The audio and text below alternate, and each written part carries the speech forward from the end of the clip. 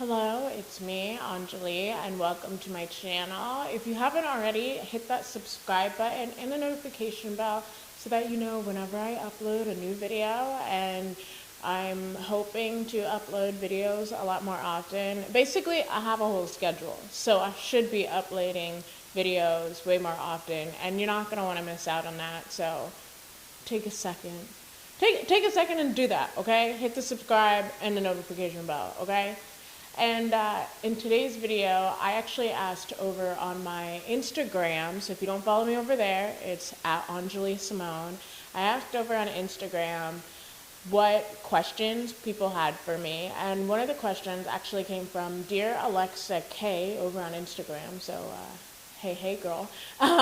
She asked me, why pinup? Like, why is that my thing? Why do I love pinup fashion so much? And I thought it was a good question because honestly, it's a good way for me to show you all my fashion evolution. So there are going to be a lot of throwback pictures, a lot of embarrassing photos, but I am ready to get into it. So if that sounds exciting to you, keep on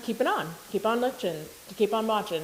Oh my God, this is already starting off so weird. Growing up, I had pretty much always been into fashion. My mom, or Mumsy, as we call her, she was an icon. She was so iconic that we could actually, when I was in elementary school, we knew it was her coming to spy on us in school because you could hear the clicking of her heels on the linoleum in the hallway. Everybody would go, I think your mom's here. I think your mom's here. Or everybody's like, your mom's the fashionable mom, right? My mom was just known for her fashion sense. And then because I was I was the oldest, I would always get her clothes when she didn't fit them or whenever she didn't want them. I'd always get them handed down to me. So I pretty much was just handed down the fashionable gene from seeing my mom and then getting her clothes. And her fashion at the time was probably around like boho chic. Like basically whenever she brought something home, she's like, isn't this funky? Like she'd call things funky, if that gives you a general idea of what her fashion was like. So between her passing her clothing items down to me and then whatever I was just lucky to have on my own, I pretty much developed a very over-the-top fashion sense from a very young age. And I went through many style evolutions. I had a ghetto fab phase where I listened to a lot of Jay-Z. I had an emo phase where I was trying to get an emo haircut, but honestly my haircut looked like it wanted to speak to the manager. And I just had a lot of fashion phases throughout my preteen and teenage years. My mom said that she feels like my first taste of pinup fashion was a white dress that I wore to, I think it was a band banquet when I was in like 7th or 8th grade. But I think that the real moment that clicked with me, that pinup was everything, was my senior prom dress. And I had this concept in my head because I'm not kidding when I say I always used to have this like thing about fashion, but I had a concept and I wanted to be like a widow, and so I had this beautiful black gown. And then I had this friend, he really was just a friend, he was like, yeah, well then I'm gonna wear a top hat. And he was the absolute coolest sport for just playing along with my crazy fashion idea. I truly hope he's doing well today because I do not talk to him, but like, I think that dress, I remember feeling myself in that dress, and I actually still have that dress today. So maybe I'll put it on for like a picture or something. But I remember putting on that dress and just feeling so, I don't want to say sexy because that sounds gross to describe a young teenager, but I felt so just womanly in my body in a way that I'd never felt before. You know, I felt very confident, I felt very strong, I felt very poised, and I knew I never ever wanted to not feel that way ever again wearing an item. I had like a side shape. Like when I say I was truly just embodying this strength I really was. So then by the time I got to college, I was pretty, I mean, disregarding, I had a mini like a coming to age black moment. And if you really don't know what I'm talking about, I actually have a podcast episode dedicated to that I will link wherever I can. But pretty much once I got to college, bearing that mini chapter in my life aside, I was pretty dedicated to dressing vintage style. When I first came out, one of my style influences was Johnny Depp, but I wanted to make him dapper, so I would wear a lot of neutral tones. I would wear ties. I had dreadlocks, and I'd wear a lot of dress shoes. I had these olive dress shoes, and if I can find a picture, I'll try to insert it in there. But it was these olive Oxford dress shoes that I would wear with these corduroy paisley jacket and a vest, and I was really, really committed to this Dapper Dan kind of aesthetic. But then once I was out of the initial coming out phase of being a lesbian, I was pretty much all right, now I can dress. I realized I didn't have to dress a particular way to be gay, basically.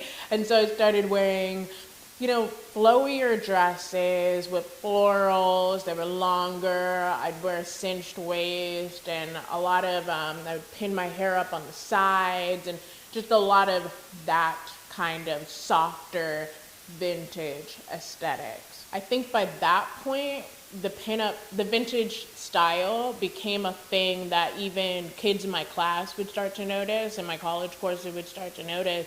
And the way that getting dressed felt to me, it made me feel like what I ultimately wanted to be, which was an icon. I want to be an icon, and these clothes made me feel iconic.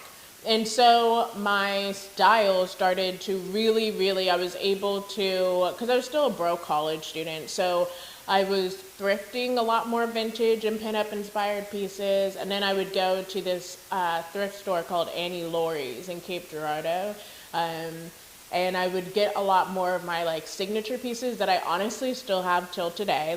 I have a lot of those pieces today, and I think they're some of my most favorite pieces. And I would just wear them to class. I'd wear a full sequin dress to class. I wanted to make sure that I was iconic because it was what made me feel the best, was dressing in this celebratory way. And I finally found a sense of fashion that I felt could adjust to my budget and to where I was in my life. If I could spend a lot more money, then I would go to a actual thrift store or a vintage store and spend a lot of money. If I didn't have a lot of money but I needed or wanted something, then I would just go to a secondhand shop. And this fashion sense for me made it easy to do all of that. So when I moved to Arkansas, because that surely wasn't the end, when I moved to Arkansas, I had a really hard time keeping up with my fashion sense because I had no space because I was temporarily homeless, and I honestly needed to find a way to survive. So my style had switched over to more of a relaxed, for me, bombshell kind of look with rocker influence, which meant that I was wearing a lot of black, a lot of lingerie as outerwear, low-rise denim, crazy hair. It was just a lot more relaxed and a lot edgier than what I ever would have worn in Arkansas. I mean, in Missouri, that's for sure. Basically fashion became like a survival cloak for me because with my new sense of style, I would garner a lot of attention that I needed in order to survive with low or no income. So my fashion became less self-interested and more about surviving.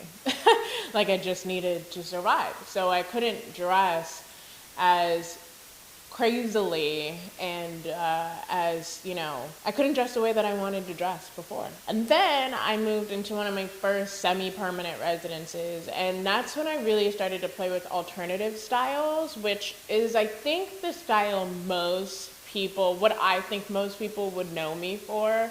especially over on Tumblr when I used to hang out on there. I would have my signature gray hair, and I'd wear a lot of band tees, a lot of just goth, punk, alternative stuff. And I really was trying to rebrand myself as an alternative black girl, because at this point was when I was starting to do online sex work. And I knew that it was a niche that I could fill, and I could fill well, and I needed money. So ultimately, I was going down for money, and this was an aesthetic that looked good on me, and people liked it on me, and I could keep my piercings and not feel like I had to do anything with them. And so then that kind of brings us to today, where the alternative style definitely, obviously, still carries over, but in the last few months especially, I've just gotten to a point where I realized that I can feel secure in who I am and start to come back to who I was before I was, trying to just survive. And my fashion is going back into my vintage and pinup roots with all of the fabulous influences that I've gained over the past few years. So you'll see a lot of my fashion at this point has a lot of edge. It still has lingerie, underwear as outerwear, and that rocker influence, the goth, the punks, all of that is in my style because of, that's what carried me for the past, I think, 5 years at this point.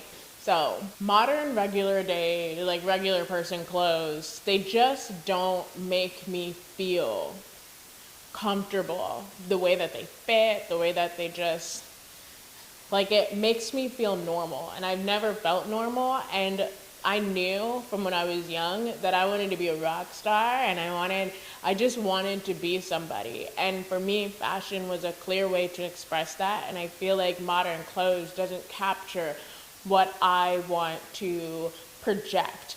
When I wear my vintage and my pinup clothes, I feel strong, I feel poised, I feel feminine in a very, very masculine way. And I know that's such a weird way to phrase it, but that's how I feel. I feel very right where I'm supposed to be, glamorous.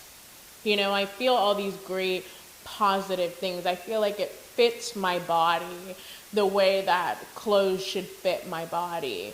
Modern clothes just does not give me that sense of satisfaction. It doesn't give me that sense of confidence that vintage and pinup clothes does. So the question was, why pinup?